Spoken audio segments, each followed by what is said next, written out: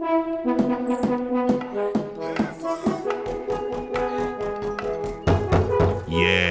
solid. Yeah, that's solid too. Yeah, nice.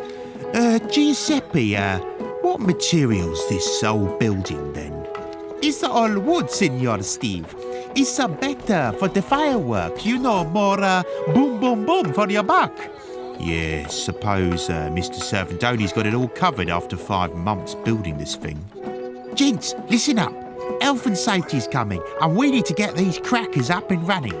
But, Signor Dave, what do I do with the propane barrels? Well, it's yonks since I read the regulations, but just empty those buckets of water and stick 'em barrels by the blowtorches, won't you? Leonardo, you good up there? All good, Signor Steve.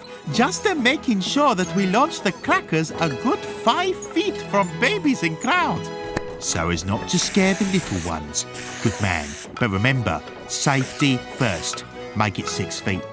Yippee! Signor Servantoni's gonna love it! Speaking of the devil, gentlemen, 5 minutes till showtime. Now, which of my little minions did the risk assessment? He did.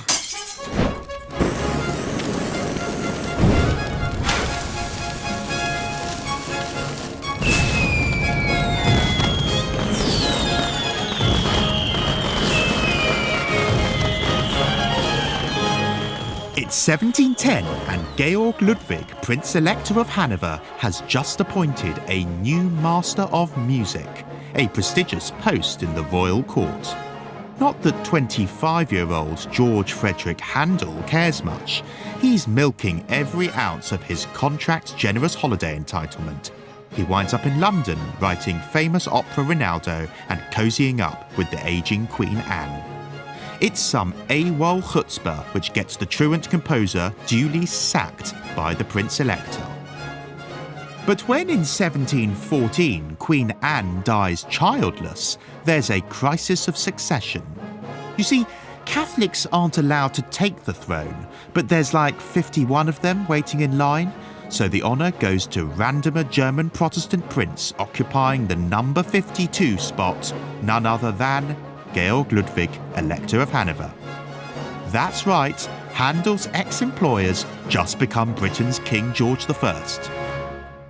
Now you might think things would be a bit awkward with Handel having gone hooky and all that, but truth is, George I needs Handel more than Handel needs him, cause, well, nobody likes this new king very much.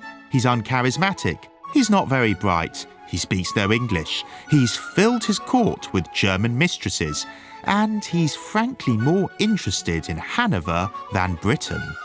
Perhaps worst of all, his son and heir, George, Prince of Wales, has been stealing his thunder for far too long.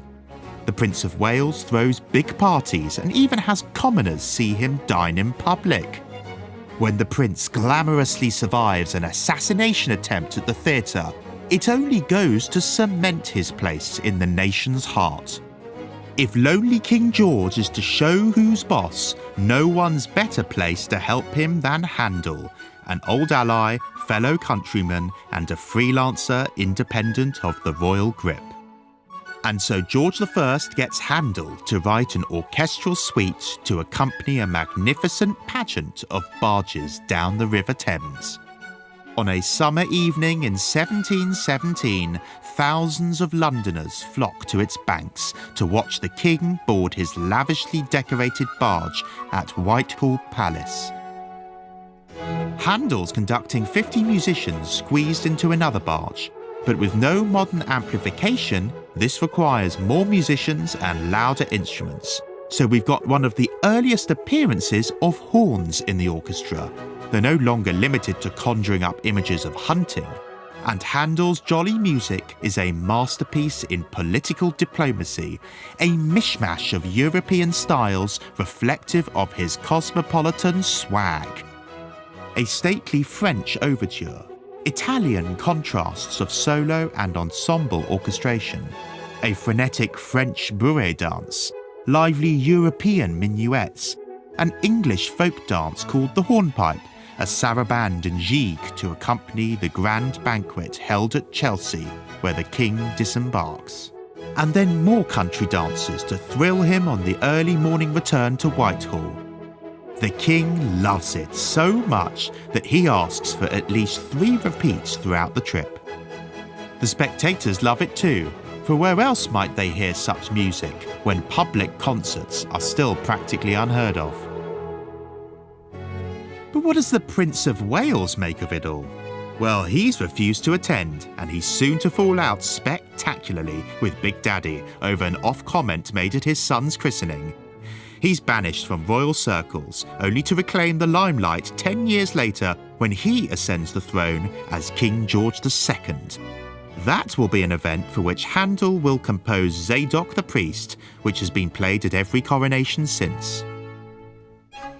But 2 decades into George II's reign, the royal PR machine comes again for Handel, because Britain's just signed a peace treaty ending an 8-year war between British-supported Austria and French-supported Prussia. Now, the treaty's pretty unfavourable to Britain's colonial interest, so its unpopularity calls for some regal spin-doctoring. A fireworks show in London's Green Park with a new commission from Handel. But the 64-year-old's undoubtedly Britain's most famous composer, and he can now afford to be pushier and less agreeable to royal demands. So when the king requests a piece for military wind band with absolutely no fiddles, hot-headed Handel spites him by upping the violins and reducing the winds. The king hits back by authorising an all-access rehearsal in the Vauxhall Pleasure Gardens, a spoiler a mere week before the Green Park concert. 12,000 people turn up, causing 3-hour traffic jams over London Bridge and violent scuffles between road-raging footmen. A soldier's arm's blown off when the military cannons fire, but things are soon to get worse.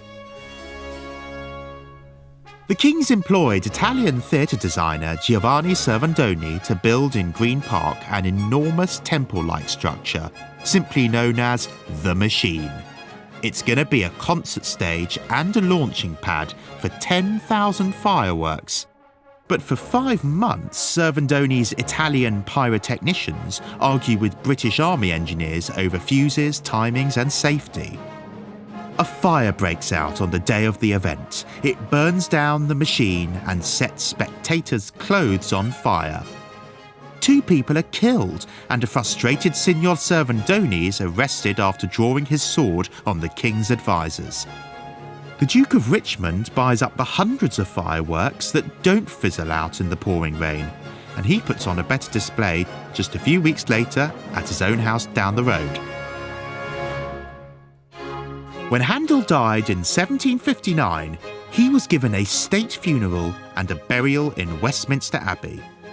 The culmination of a journey from German import to British institution, and the start of 2 new journeys. One for the water music, which once promoted George I's United Kingdom and has since accompanied the electric water pageant in Disney World's Magic Kingdom, and another for music for the royal fireworks, whose legacy burns bright, even when the fireworks fizzled out.